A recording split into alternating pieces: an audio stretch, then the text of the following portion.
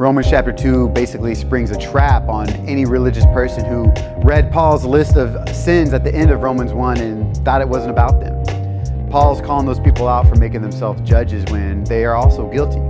He says that God will judge everyone based on their works. In verse 12, Paul's saying, if you sin without knowing what you're doing, God takes that into account. But if you sin knowing full well what you're doing, that's a different story entirely. Merely hearing God's law is a waste of your time if you don't do what he commands. Doing, not hearing, is what makes a difference with God. When you think about sin that you are struggling with in your life, are you resisting repentance in some way? So the question to ask is, what leads us to repentance? It's the kindness of God. We need to realize the seriousness of our sin.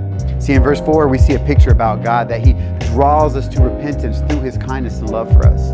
So today, let the riches of God's kindness and patience lead you towards repentance, because God will pour out his anger and wrath on those who live for themselves and refuse to obey him.